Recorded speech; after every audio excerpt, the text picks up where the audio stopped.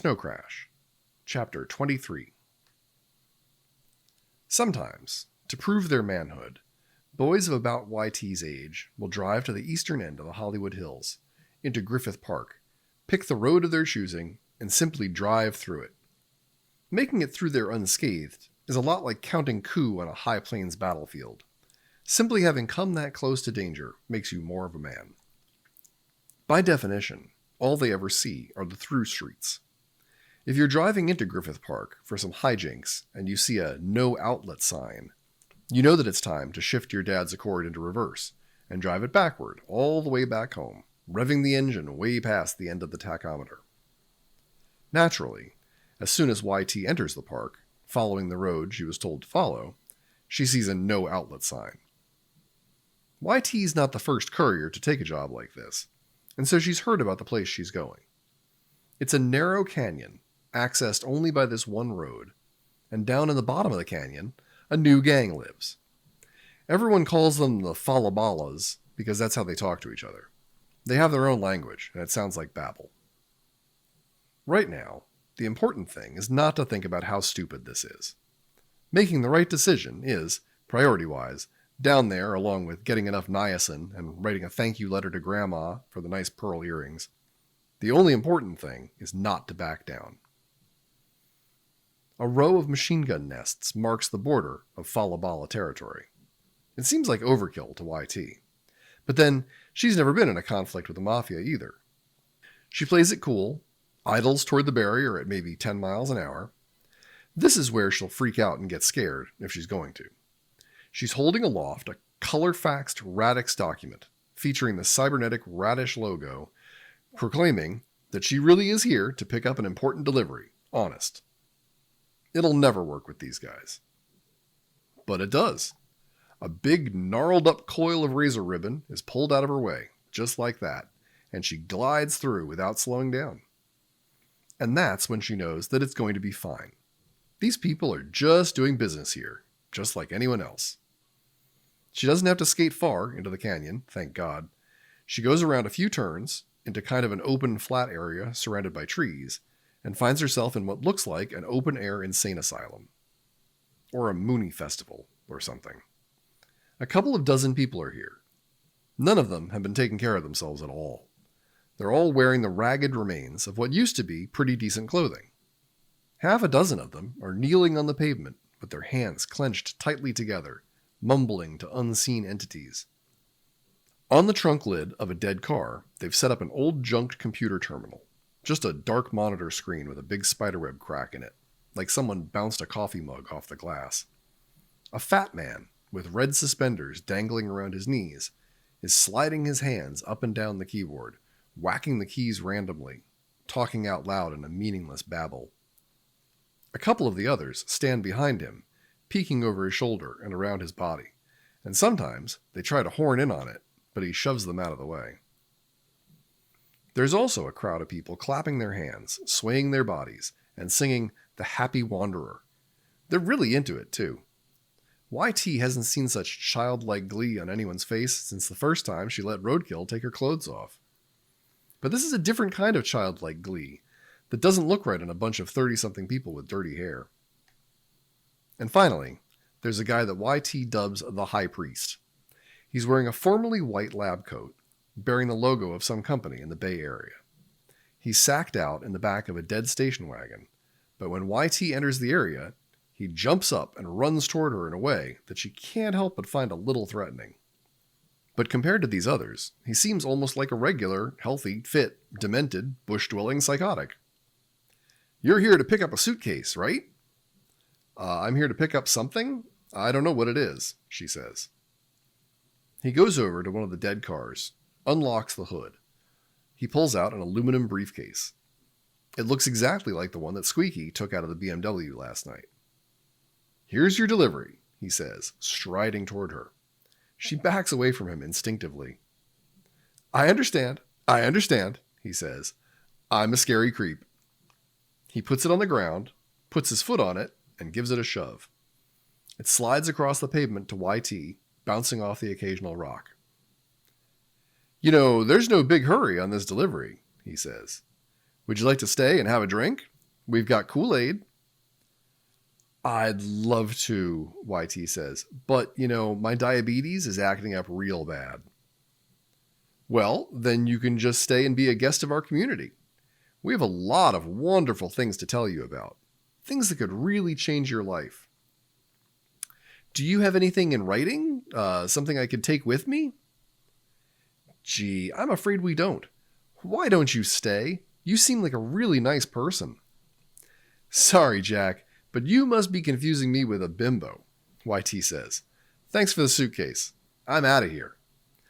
YT starts digging at the pavement with one foot, building up speed as fast as she can. On her way out, she passes by a young woman with a shaved head, dressed in the dirty and haggard remains of a Chanel knockoff. As YT goes by her, she smiles vacantly, sticks out her hand and waves. Hi, she says. Ba mazuna la amupa go lune mi abadau. Yo, YT says.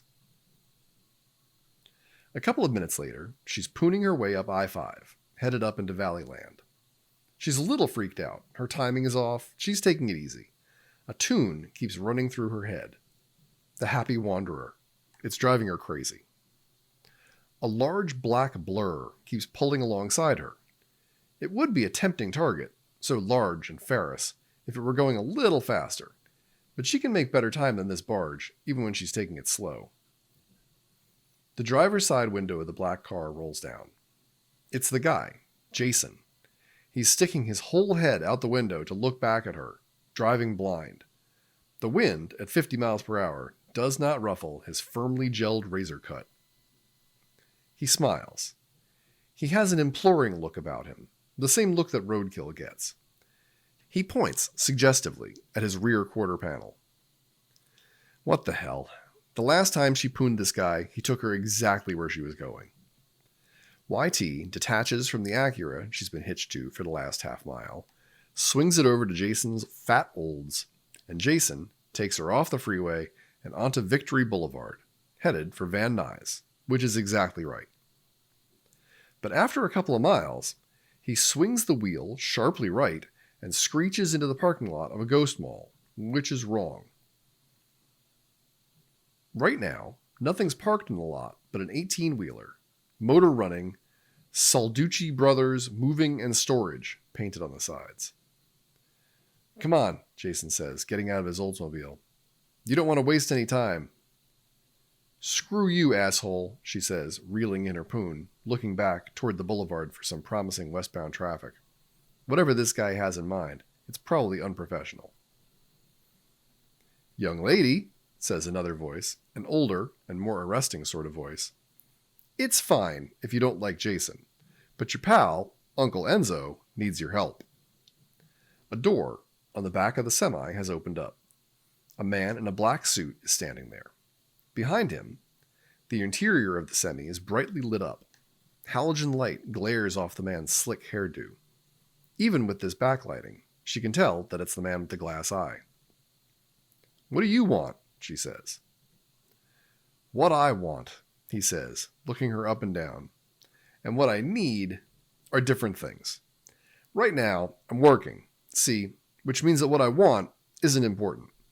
But what I need is for you to get into this truck along with your skateboard and that suitcase. Then he adds, Am I getting through to you? He asks the question almost rhetorically, like he presumes the answer is no. He's for real, Jason says, as though YT must be hanging on his opinion. Well, there you have it, the man with the glass eye says. YT is supposed to be on her way to a Reverend Wayne's Pearly Gates franchise. If she screws up this delivery, that means she's double-crossing God, who may or may not exist, and, in any case, who's capable of forgiveness. The Mafia definitely exists, and hews to a higher standard of obedience. She hands her stuff, the plank and the aluminum case, up to the man with the glass eye, then vaults up into the back of the semi, ignoring his proffered hand. He recoils, holds up his hand, looks at it to see if there's something wrong with it. By the time her feet leave the ground, the truck is already moving. By the time the door is pulled shut behind her, they've already pulled onto the boulevard. Just gotta run a few tests on this delivery of yours, the man with the glass eye says. You ever think of introducing yourself? YT asks. Nah, he says. People always forget names. You could just think of me as that one guy, you know? YT isn't really listening. She's checking out the inside of the truck. The trailer of this rig consists of a single, long, skinny room. YT has just come in through its only entrance. At this end of the room, a couple of mafia guys are lounging around, the way they always do. Most of the room is taken up by electronics. Big electronics. Gonna just do some computer stuff, you know, he says, handing the briefcase over to a computer guy. YT knows he's a computer guy because he has long hair in a ponytail and he's wearing jeans and he seems gentle. Hey, if anything happens to that, my ass is grass, YT says. She's trying to sound tough and brave, but it's a hollow act in these circumstances. The man with the glass eye is shocked. What do you think I am? Some kind of incredibly stupid dickhead? He says. Shit, that's just what I need. Trying to explain to Uncle Enzo how I managed to get his little bunny rabbit shot in the kneecaps. It's a non-invasive procedure, the computer guy says in a placid, liquid voice. The computer guy rotates the case around in his hand a few times, just to get a feel for it. Then, he slides it into a large, open-ended cylinder that's resting on the top of a table. The walls of the cylinder are a couple of inches thick. Frost appears to be growing on this thing. Mystery gases continuously slide off of it like teaspoons of milk dropped into turbulent water. The gases plunge out across the table and drop to the floor, where they make a little carpet of fog that flows and blooms around their shoes. When the computer guy has it in place, he yanks his hand back from the cold. Then he puts on a pair of computer goggles.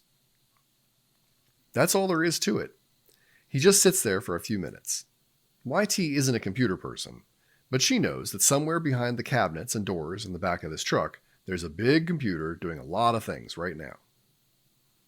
It's like a CAT scanner, the man with the glass eye says, using the same hushed tone of voice as a sportscaster in a golfing tournament. But it reads everything, you know? He says, rotating his hands impatiently in all-encompassing circles. How much does it cost? I don't know. What's it called? It doesn't really have a name yet. Well, who makes it? We made the goddamn thing, the man with the glass eye says. Just in the last couple weeks. What for? You know, you're asking too many questions. Look, you're a cute kid. I mean, you're a hell of a chick. You're a knockout. But don't go thinking you're too important at this stage. At this stage. And as I go, I love to sing, my knapsack on my back.